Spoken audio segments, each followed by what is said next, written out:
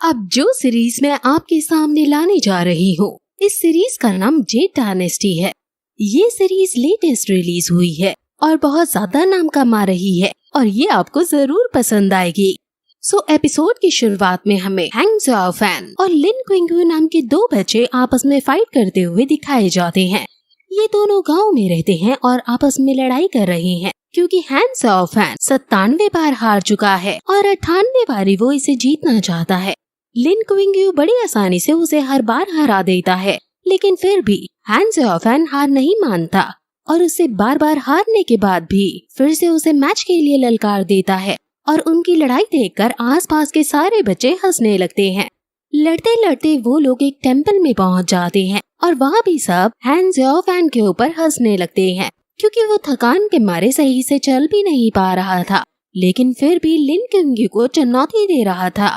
वो फिर से आपस में लड़ाई करने लगते हैं और लिन क्विंगयू इस लड़ाई को मजाक में ही ले रहा था, लेकिन अचानक वो बहुत गुस्से में आ जाता है और अपनी तलवार से गुस्से में हैंग ज़ाओ फैन पर हमला कर देता है और फिर उसकी तलवार हटाकर उसकी गर्दन को अपनी तलवार से घोटने लगता है और उसे कहता है कि क्या तुम अब भी जिद नहीं छोड़ोगे। जब हैंग मना करता है तो वो उसे जान से मारने ही वाला होता है कि तभी वहाँ मंदिर का प्रीस्ट आकर उसे रोक लेता है।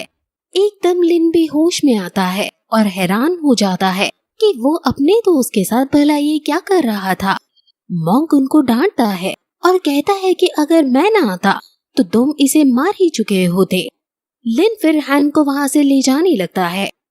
अब ज़ैन अपने घर चला जाता है और उसकी मॉम उसे अपने डैड को भी ले जाने को कहती है, लेकिन ज़ैन अकेला अपने आप ही जाने लगता है।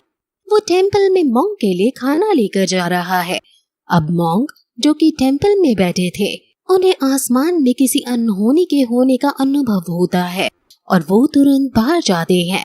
वहीं ज़ैन जो टेम्पल की तरफ आ रहा था, उसकी तरफ कोई ब्लैक शैडो आती है और तभी फिर मॉन्क उस शैडो को नोटिस करके उसे मारने के लिए आगे दौड़ते हैं और ज़ैन को बचा लेते हैं। मॉन्क शैडो को डांटते हुए कहते हैं कि आखिर तुम शैतान कौन हो जो एक बच्चे को अपना शिकार बना रहे हो। वो शैडो जब मॉन्क पर भी हमला करने लगती है तो मॉन्क भी अपनी पावर का यूज करके शैडो पर हमला कर देती है। मॉन्क मार्शल आर्ट्स में एक्सपर्ट है और वो शैडो मैन अपना असली रूप ले लेता है और दोनों के बीच अब कॉम्बैट फाइट शुरू होने लगती है, जिसमें मॉन्क आसानी से उसे हरा रहे होते हैं। वो आदमी फिर अपनी पावर का यूज करता है और उसके पास इविल पावर्स हैं। मॉन्क उसको देखकर गुस्सा करते हुए कहते हैं कि आखिर इस इविल को प्रैक्टिस करने की तुम्हारी हिम्मत कैसे हुई। मॉन्क फिर अपनी आइकॉनिक पावर का यूज करते हुए उस पर हमला करते हैं।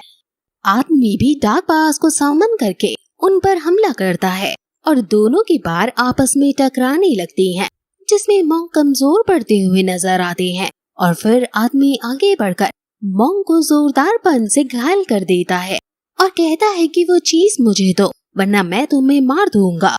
मॉन्क कहता है कि मुझे पहले ही समझ जाना चाहिए था कि तुम उसके पीछे पड़े हो। इविल मैन फिर अपनी पावर को सामन करके मॉन्क को मौत के घाट उतारने के लिए आगे बढ़ता है, लेकिन तभी मॉन्क खड़ा होकर अपनी बुद्धा हैंड वाली फॉर्मेशन को क्रिएट करते हैं और एक एक करके सारे हैंड इविल मैन पर छोड़ देता है और इविल मैन की वो पावर जो उसने अभी सामन की थी वो खत्म हो जाती है। इविल मैन फिर एक घर की छत पर चढ़कर अपनी तलवार निकालता है और इस पर कुछ चैंटिंग कर देता है, जिसमें से बिजलियां निकलने लगती हैं। मॉन्क इस तरह की पावर को देखकर हैरान है और वो सोच में पड़ जाता है कि क्या यही पावर ऑफ ताओइज्म है। वो फिर अपनी तलवार से मॉन्क पर हमला कर देता है और फिर मॉन्क भी अपनी फॉर्मेशन को क्रिएट करता है और उसकी फॉर्मेशन से इतनी ज्यादा ऊर्जा निकलने लगती है कि उसकी बिजली इस ऊर्जा के सामने मंदी पड़ जाती है और ये ऊर्जा उसको दूर फेंक डालती है। ज़ैन ये सब देख रहा था। इविल मैन डरकर वहाँ से तुरंत भाग जाता है, लेकिन जाते जाते वो ये भी कहता है कि मैं लौटकर जरूर आऊंगा। मॉन्क भी इस लड़ाई से इतना घायल हो चुका था कि उसके मुंह से खून निकलने लग गया था। लिन और ज़ैन भी इनकी लड़ाई की ऊर्जा से बेहोश हो गए थे और मॉन्क इनको पेड़ के किनारे बैठाता है और कहता है कि अगर ये दोनों लड़के शैडो के हाथ में पड़ जाते तो पता नहीं क्या होता। जो मेरी बहुत पुरानी बुद्धिज्म और ताओइज्म को प्रैक्टिस करने की इच्छा थी, वो मैं चाहता हूँ कि जल्द से जल्द पूरी हो। वो फिर अपने भगवान को याद करते हैं, लेकिन तभी वो अपने हाथ में शैडो का जहर देखता है और समझ आता है कि आज से तीसरे दिन उसकी मृत्यु हो जाएगी। वो फिर जैन की नर्व्स चेक करता है और उसको हील करने की कोशिश करता है। वो कहता है कि तुम अपने दोस्त की भी चिंता मत करो, तुम्हारा दोस्त भी ठीक हो जाएगा और तुम अब सीधे सुबह ही उठोगे। वो फिर उससे पूछता है कि आसपास तूफान आ रहा है, तो तुम यहाँ इतनी रात को क्या कर रहे हो? जिस पर जैन बताता है कि मैं आपके लिए खाना लाया था। ये सुनकर मॉन्क खुश हो जाता है और कहता है कि अब मैं समझ गया हूँ, ये सब बुद्धा की इच्छा है और ऐसा होगा।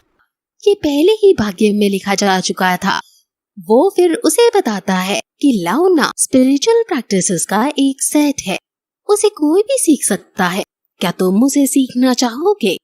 जैन ने स्पिरिचुअल प्रैक्टिसेस के बारे में पहले कभी नहीं सुना था, इसलिए वो पूछता है कि आखिर स्पिरिचुअल प्रैक्टिस क्या होता है, जिस पर मॉन्क बताता है कि ये सांस लेने और छोड़ने की टेक्निक है, इससे तुम स्ट्रांग हो सकते हो। ये सुनकर जैन खुश हो जाता है, लेकिन मॉन्क बताता है कि लेकिन तुम्हें मुझे कुछ प्रॉमिस करना होगा। जो मैं तुम्हें सिखाऊंगा, तुम्हें इसके बारे में कभी किसी को कुछ नहीं बताना है, उनको भी नहीं जो तुम्हारे सबसे करीब हो। क्या तुम ये कर सकते हो? जैन कहता है कि मैं समझ गया। फिर मॉन्क कहता है कि तुम्हें दिन में सिर्फ एक ब्रेक लेना है और तुम्हें कभी भी किसी और के सामने प्रैक्टिस नहीं करनी है, तुम्हें सिर्फ रात में प्रैक्टिस करनी है। क्या तुम ये कर सकते हो? और सबसे इम्पोर्टेंट बात, जब तक लाइफ और डेथ का सवाल ना आ जाए, तुम्हें इस स्किल का कभी यूज नहीं करना है। मॉन्क फिर उसे बताता है कि अब सिर्फ मेरे मरने में 3 दिन रह गए हैं। अगर तुम्हारी जान कभी खतरे में आए तो तुम वियतनाम के आदमी के पास जाकर हेल्प ले लेना और उसे कहना कि तुम्हें पूजी और शेंग ने टैनियन टेम्पल से उसे ढूंढने के लिए भेजा है। वो फिर उसे एक बीट देता है और कहता है कि तुम्हें इसकी हिफाजत करनी है। जब तुम सेटल हो जाओ तो कोई पवित्र घाटी देखना और इसे उसमें फेंक देना। जैन के मन में कई सारे सवाल थे, लेकिन मॉन्क उससे ऊंची आवाज में पूछता है कि क्या तुम समझ गए? और जो नाम मैंने अभी तुम्हें बताया, कभी भी किसी और के सामने उन नामों को अपने मुंह पर मत लाना। अब मॉन्क दुखी होते हुए कहता है कि मुझे नहीं पता कि अब हम कभी मिलेंगे या नहीं। अब फिर वो उसे सन कहकर पुकारता है और कहता है कि तुम मुझे मास्टर कहो ताकि हमारा रिलेशन स्थापित हो सके। जैंग घुटनों पर बैठकर उनको ग्रीट करके मास्टर कहता है और फिर उनके पीछे पीछे चल पड़ता है। और फिर अगली सुबह लिन की आंखें खुलती हैं और उसे अपने बगल में जैंग सोता हुआ देखता है। वो उसे उठाता है और जैंग उठते ही मास्टर शिफू कहता है। लिन कहता है कि कौन मास्टर शिफू? आखिर तुम क्या कह रहे हो और यहाँ चल क्या रहा है?